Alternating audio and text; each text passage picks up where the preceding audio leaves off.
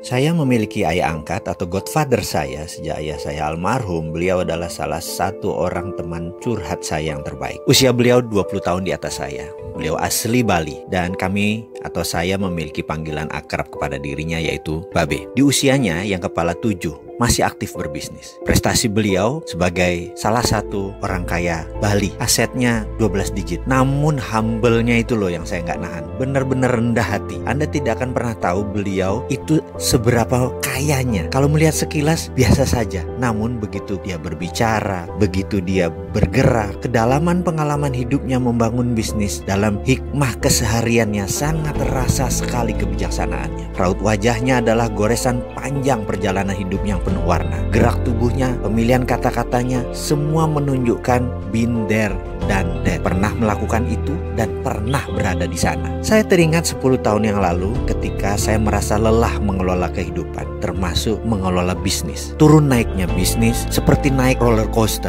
Terkadang di atas dengan aset besar, mobil berbaris kinclong. Tak lama kemudian semua hilang, bahkan berhutang. Lalu 3 tahun kemudian bangkit lagi lebih besar dari yang kemarin. Dan beberapa saat kemudian mulai lagi ke ayun turun. Alasannya beragam, mulai dari perubahan demand, perubahan peraturan pemerintah, naiknya harga bahan baku gila-gilaan, sampai manajemen yang terlalu cepat tumbuh sehingga tidak siap menghadapi winter atau musim badai. Itulah belasan tahun saya berbisnis. Saya tidak pernah mengatakan saya ini pakar bisnis. Sampailah dalam kelelahan saya, akhirnya saya memilih untuk menemui bapak angkat saya, mentor saya dan mitra bisnis saya ini. Kantornya cukup tua, sudah lebih dari 30 tahun namun asri. Di belakangnya ada taman yang sering dia pakai untuk rokokan atau jagongan, ngobrol-ngobrol ringan di sore hari. Memiliki luas 4.000 meter di tengah Kebayoran Baru dan hanya berjarak 500 meter dari SCBD, Central Business District. Yang saya tahu bayar pajak PBB-nya mahal sekali. Setiap tahun dia membayar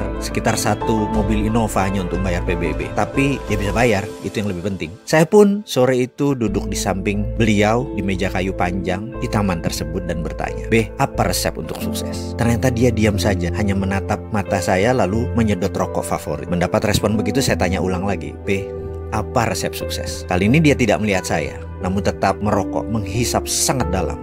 Lalu saya tanya lagi dengan nada lebih serius, "Be, apa resep sukses?" Sukses jauh lebih sukses dari Babe. Kembali dia tetap menghisap rokoknya, namun kali ini dia menjawab pertanyaan saya. Namun dengan pertanyaan, bukan dengan jawaban. Dia bertanya, "Kamu lapar?" Maksudnya, saya bertanya balik, "Kamu lapar nggak?" Dia berkata sambil menghisap panjang rokoknya. Saya pun ngeh dengan pertanyaannya. Lalu saya jawab, "Be, saya lapar." "Seberapa lapar?" Bertanya lagi. "Sangat lapar, pakai banget." Kemudian dia bertanya balik, "Betul, kamu lapar, pakai banget?"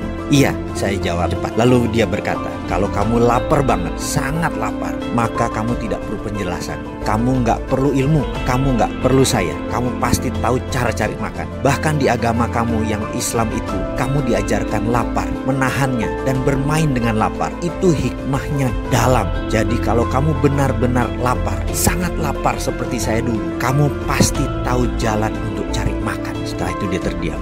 Saya pun terdiam panjang dengan perkataannya. Rupanya kenyang itu membuat manusia berhenti bergerak. Sementara kalau lapar, mendadak kita menjadi manusia yang tidak terhingga. Infinite being. Stay hungry, stay foolish. Ini mungkin salah satu hikmahnya.